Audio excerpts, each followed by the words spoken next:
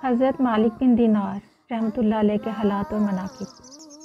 تعارف: آپ حسن بصری کے ہم اثر ہیں۔ آپ کا شمار بھی دینی پیشواؤں کا اور سالکانہ طریقت میں ہوتا ہے۔ آپ کی پیدائش اپنے والد کے دور غلامی میں ہوئی۔ ان کا نام دینار تھا۔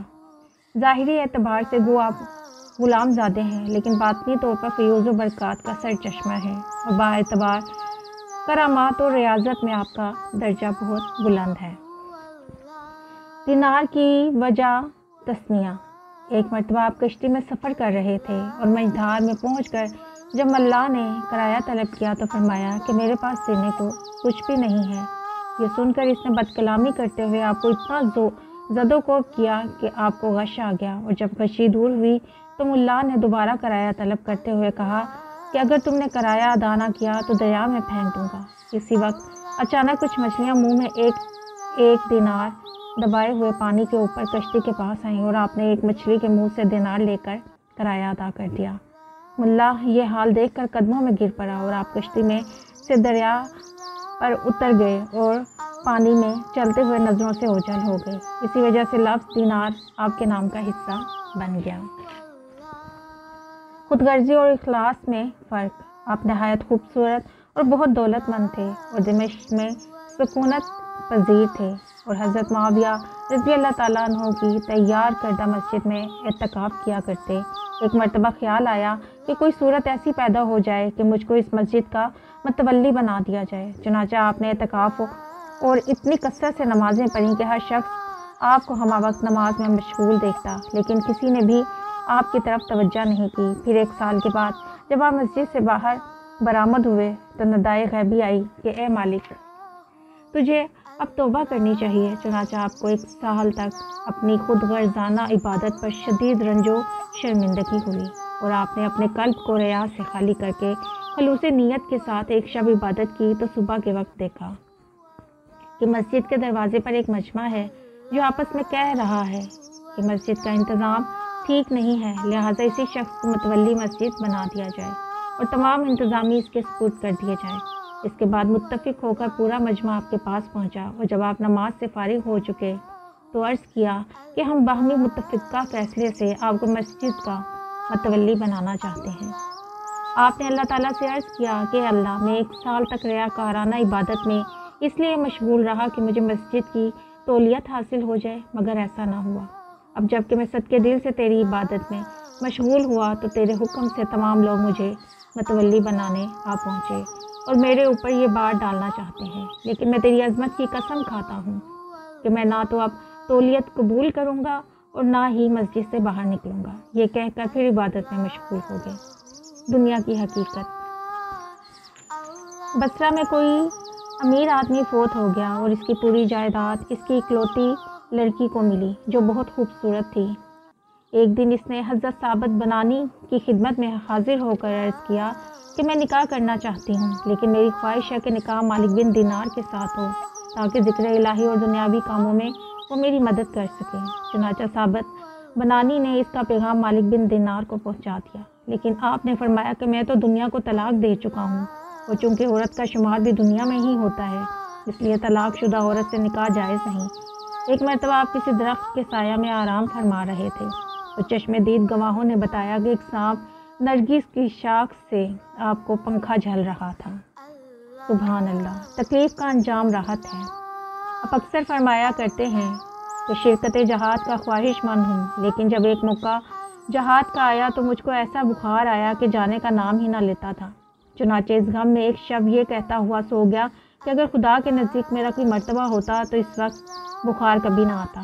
پھر خواب میں دیکھا کہ ندائے غیبی سے کوئی کہہ رہا ہے، اے مالک، اگر آج تو جہاد کے لیے چلا جاتا تو قیدی بنا لیا جاتا اور کفار تجھے سور کا گوشت کھلا کر تیرا دین ہی برباد کر دیتے، لہٰذا یہ بخار تیرے لیے نعمت عظمیٰ ہے۔ پھر میں نے بیدار ہو کر خدا کا شکر ادا کیا۔ کیفیت ولایت: کسی ملحد سے آپ کا مناظرہ ہو گیا اور دونوں اپنے کو حق پر کہتے رہے، حتیٰ کہ لوگوں نے یہ فیصلہ کیا کہ دونوں کے ہاتھ آگ میں ڈلوا دیے جائیں اور جس کا ہاتھ آگ سے محفوظ رہے اسی کو حق پر تصور کیا جائے۔ چنانچہ ایسے ہی کیا گیا اور دونوں میں سے کسی کے ہاتھ کو بھی ضرر نہ پہنچا۔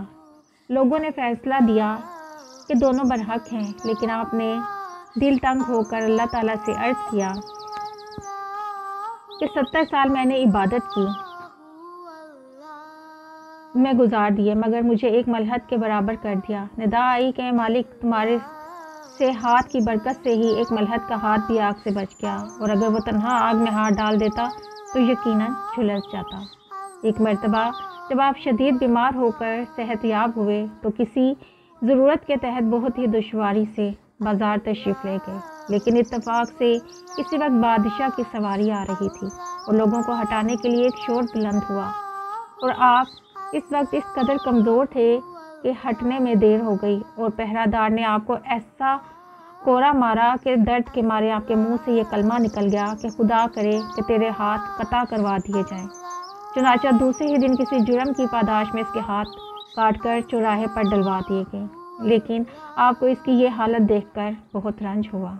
منقول ہے کہ ایک نوجوان بدمعاش آپ کا ہمسایہ تھا اور لوگ اس سے بہت پریشان رہتے تھے۔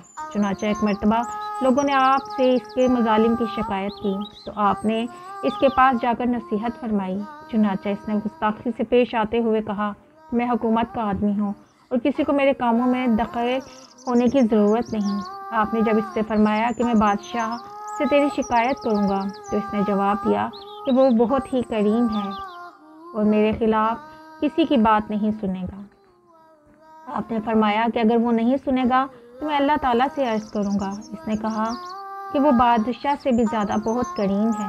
یہ سن کر آپ واپس آ گئے، لیکن کچھ دنوں کے بعد جب اس کے ظالمانہ افعال حد سے زیادہ ہو گئے تو لوگوں نے آپ سے پھر شکایت کی اور آپ پھر نصیحت کرنے جا پہنچے، لیکن غیب سے آواز آئی کہ میرے دوست کو مت پریشان کرو۔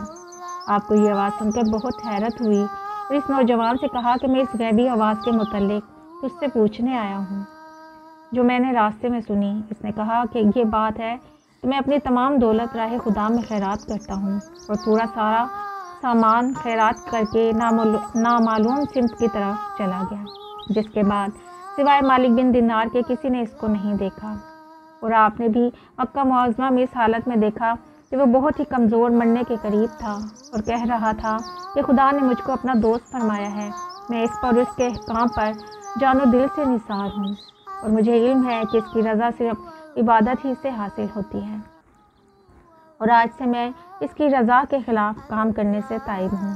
یہ کہہ کر دنیا سے رخصت ہو گیا۔ ایک مرتبہ کسی یہودی کے مکان کے قریب آپ نے کرایہ پر مکان لے لیا اور آپ کا حجرہ یہودی کے دروازے سے متصل تھا۔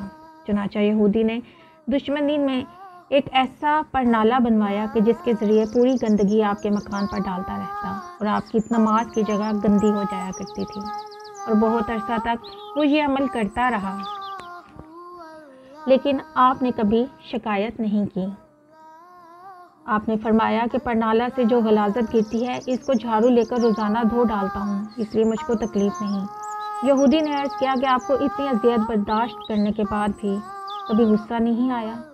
فرمایا کہ خدا تعالیٰ کا یہ حکم ہے کہ جو لوگ غصہ پر قابو پا لیتے ہیں نہ صرف ان کے گناہ معاف کر دیے جاتے ہیں بلکہ انہیں ثواب بھی حاصل ہوتا ہے۔ یہ سن کر یہودی نے عرض کیا کہ یقیناً